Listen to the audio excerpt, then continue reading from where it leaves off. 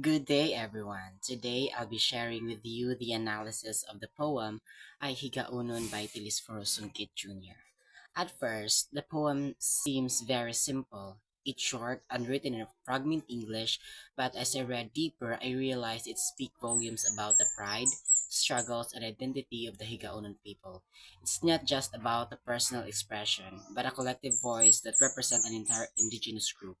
For this presentation, I'll walk you through the background of the author and the poem, and also share my interpretation of its meaning and the characters within it. So now let's proceed to the author's background. So Telesforo Sungkit Jr. is a respected Nicaraguan writer from northern Mindanao. What makes his work unique is how he brings indigenous voices into mainstream literature. He writes in English, but the structure and style reflects the way his community speaks. This way, he's able to preserve and showcase Higaonon culture even in a language that's not originally theirs. His work often reflects resistance not through violence but through the power of words. He uses literature to prove that the Higaonon identity is alive, strong, and worth listening to. Now let's proceed to the background of the work. The poem Ay Higaonon is written in a mimic's broken or imperfect English, but that's intentional. It's a reflection of how colonization has influenced the language and the culture of indigenous communities. Despite the broken form, the poem speaks clearly. The speaker is proud of being Higaonon.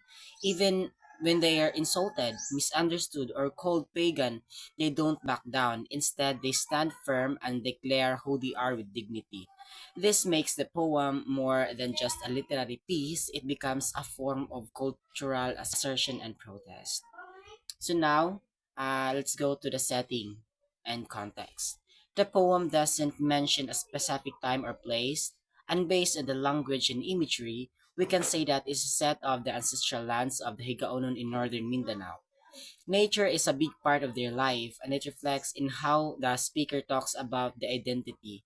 The context of colonization is also very clear. Outsiders try to erase or correct their ways, but the speaker refuses to conform. This gives the poem a historical depth, even though it's short and simple. Now, the character web.